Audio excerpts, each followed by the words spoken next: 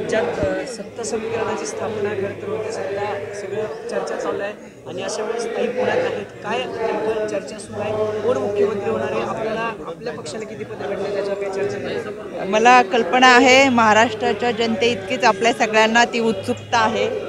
आज आदरणीय दादा, आदरणीय फडणवीस साहेब, आदरणीय एकनाथ शिंदे साहेब हे सगळे दिल्लीत असणार आहेत आणि दिल्लीतल्या चर्चेमध्ये जे काही चर्चेतून बाहेर येईल ते आपल्यापर्यंत पोहोचेलच.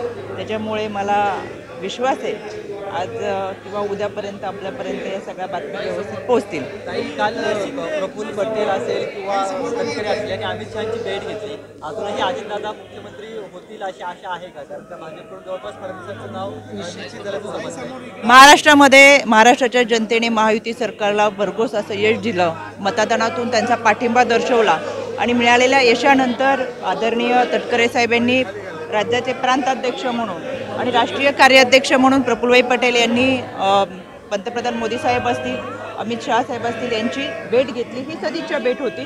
साहजिकच या यशाबद्दल अभिनंदन करत आणि पुढच्या कार्यासाठी शुभेच्छा देत ही भेट त्यांनी घेतलेली आहे. त्याच्यामुळे आज संध्याकाळी ज्या दिल्लीमध्ये बैठका होतील त्याच्यामधून आपल्याला मुख्यमंत्री, उपमुख्यमंत्री, मंत्रिमंडळ या संदर्भातली माहिती मिळेल. पुण्याच्या पालकमंत्री मागणी आहे का अजितदादांना मुख्यमंत्री? आम्ही केवळ आत्ताच नाही तर आम्ही आधीपासून दादांची कार्यकर्ते म्हणून महाराष्ट्रामध्ये आम्ही मागणी करतो आणि आमच्यासारख्या असंख्य कार्यकर्त्यांना वाटतं की दादा मुख्यमंत्री व्हावेत. प्रत्येक कार्यकर्त्याची अपेक्षा असते की त्याचा नेता मोठा व्हावा. साहजिकच तशी आमच्या कार्यकर्त्यांची मागणी आहे दादा मुख्यमंत्री व्हावे. रुपालीताई राज्य महिला अध्यक्ष आहेत, त्याच्यावरती खरं तर समाधानी आहात का मंत्रिमंडळात दिसायला मला महिला म्हणून? मी राज्य महिला आयोगाचे अध्यक्ष म्हणून आता माझी फेरनिवड झालेली, त्याच्यामध्ये आम्ही समाधानी आहोत.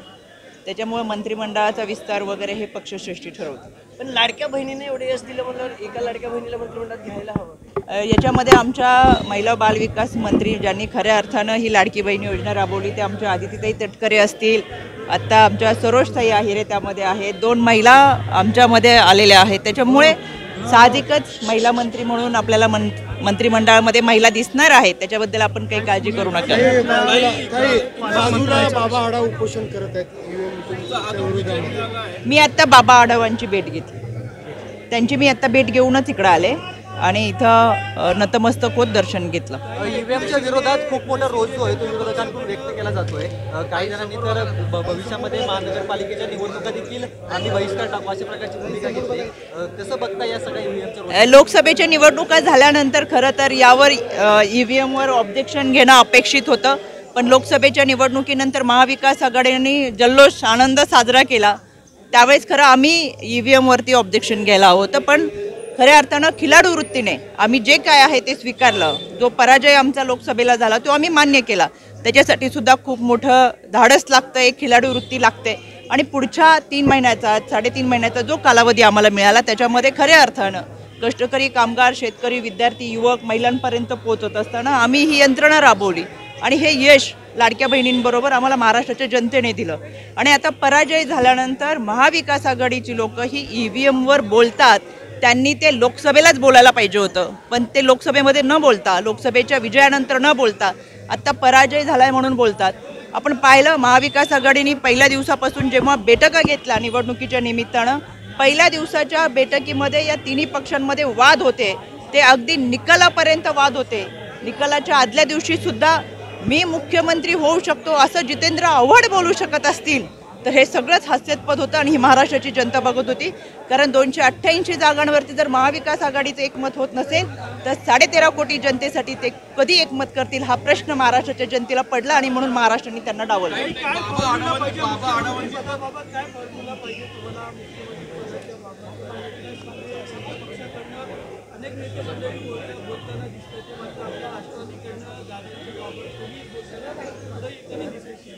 नाही, असं बोलत नाहीत असं नाही आहे.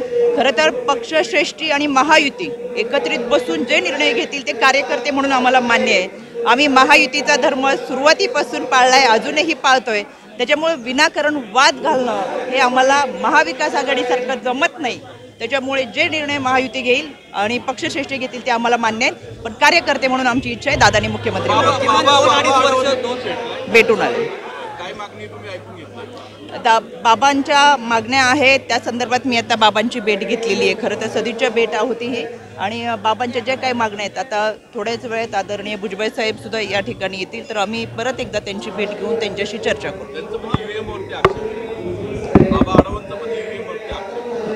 पण त्यांच्या ज्या काही मागण्या आहेत त्या आम्ही ऐकून घेऊ. शेवटी लोकशाही आहे, प्रत्येकाला त्याचा मत मांडण्याचा अधिकार आहे. बाबा हे ज्येष्ठ आहेत, विचारवंत म्हणून त्यांच्याकडे महाराष्ट्र पाहतो आणि त्यांचं जे म्हणणं आहे ते निश्चितपणाने आम्ही ऐकून घेऊ. पुण्याचा पालकमंत्र्याचा रसिकेच आपल्याला पाहायला मिळते. अजून कोणाचं नाव चर्चेत नाहीये. तुम्हाला काय अपेक्षा कोण पालकमंत्री? नाही, मला असं वाटत नाही अजून कुठं रस्सी केस नाही, कारण की मुख्यमंत्री आणि उपमुख्यमंत्री ठरल्यानंतर मंत्रिमंडळ आणि मग पालकमंत्री आहे. त्याच्यामुळे अजून कुठेही रस्सी खेच नाही आहे. महायुतीमध्ये एकदम चांगल्या पद्धतीचं सामंजस्य आहे आणि ज्या पद्धतीने निर्णय होतील ते खाली येतील. महायुती म्हणून घेतलेले सगळे निर्णय आम्ही महायुतीचे कार्यकर्ते मान्य करू.